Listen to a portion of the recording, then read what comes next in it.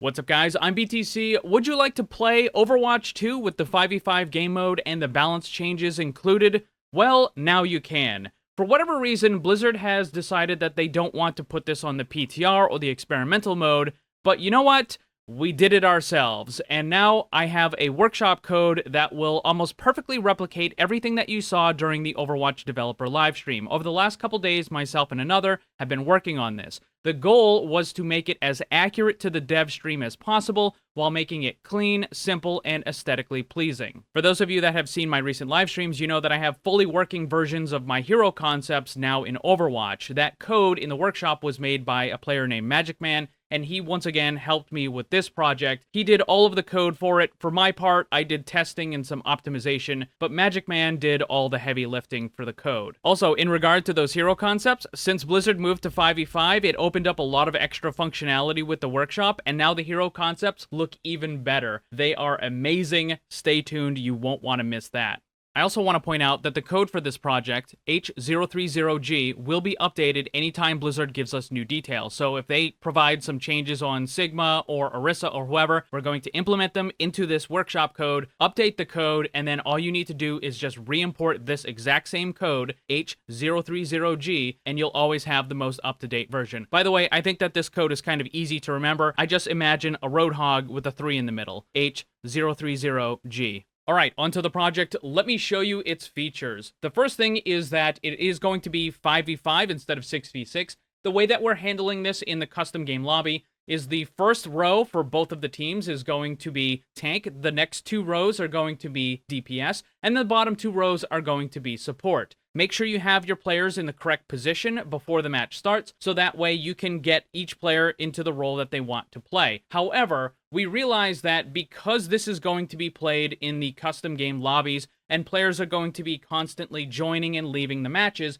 we also set up some additional rules that allow players in order to switch into other roles when someone leaves. So for example, if you're playing in DPS and your one tank leaves, then you don't have to go back into the lobby. You don't have to have the lobby owner move people around. What you can do is simply go back into the spawn room, press your swap key, and then you'll be able to switch into either any of the DPS, because that's the position you picked, or any of the other available spots. In this case, you can see that the tank just left, so now you can pick a tank. And then when someone else joins the match, they're going to be placed into whatever slot that you used to have. So that new player will then get placed into DPS. Obviously, you don't have to switch during the match if you don't want to, but because players are going to be joining and leaving quite a bit, we thought it was a good option to have. Each of the three roles now has a passive, and every character within that role will benefit from the effect. For tanks, they have improved knockback resistance and will grant less ultimate charge whenever taking damage. DPS characters will get an increased base movement speed. Side note, Tracer and Genji already have an increased speed, and it was confirmed that they will get that in addition to what they already have,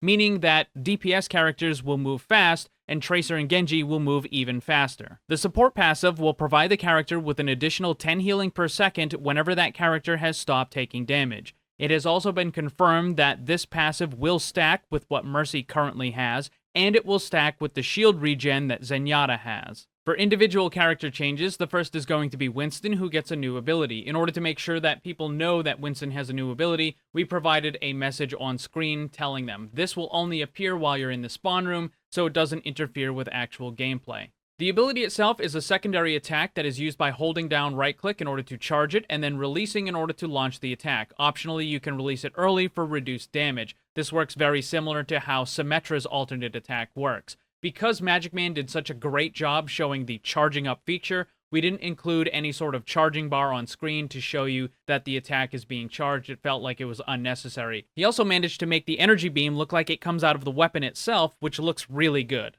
Next up is REINHARDT, who has 250 armor instead of 200, 1200 barrier instead of 1600. He also has 2 uses of the Fire Strike, and he can stop his charge ability at any time. Remember at the beginning of the video when I said our goal for the project was to make it as clean, simple, and aesthetically pleasing as possible? In order to do this, we added some changes to the user interface for both REINHARDT and ZARYA. You'll notice that there is a charging bar in the center of the screen, a little bit below the crosshair. This is about the same position as the repair pack meter that Brigitte has, and that was on purpose. And also, you'll notice that there is now a number of charges right above the Fire Strike ability. So when you activate this, you're going to see that it will start beginning to charge, and it will tell you how long it's going to take before you get the next charge. Also, you will see the total number of fire strikes that you have on the bottom right. I want to point out that neither of these things are HUD text, which means that they will not shift around with the kill feed activity or when you change a map. However, they do bounce around just a little bit, kind of simulating what you have from the normal movement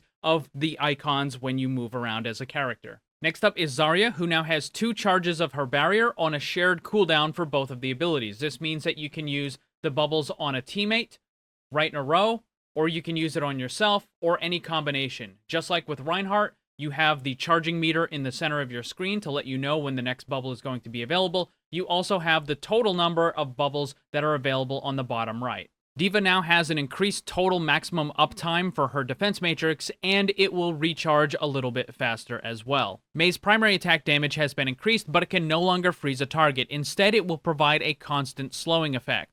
In Overwatch 2, the 2 capture point game mode is not going to be available for quick play or competitive, so I've disabled it for this workshop. You can always re-enable it if you really want to play those maps. Also, I've disabled both Orisa and Bastion because those characters are confirmed to getting pretty significant reworks. There are going to be other characters that will get changes, but we saw most of them being played during the dev livestream, and until we get more information, I'm going to leave all of the characters available, and then we'll make adjustments or shut them off or turn them on as necessary. I also want to mention that we deliberately chose not to include any of the workshop settings sliders because we want to keep this as close to the accurate dev build as possible. And if people can go in and mess around with all the settings, then that's going to change that. I know that you can go and change stuff here, but we didn't want to have any of the workshop stuff to be changed, so that's why it's not there. We will update this with the accurate dev build as often as we can whenever Blizzard gets out new info. One final thing, if you do happen to run into any problems, please let me know and we'll try to get it fixed as soon as possible. Also,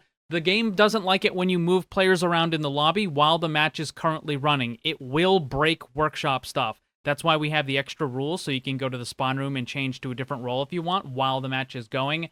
But do not move players around in the lobby while the match is going, otherwise the workshop code just breaks. It's just the way it is. And once again, remember that the workshop code will be updated whenever we get new information from Blizzard, so rather than having to go and look for the code, all you need to do is re-import the same one, H030G, and you will get all the latest updates. And again, keep a lookout for all of the new hero concepts that we're working on because those are going to be awesome.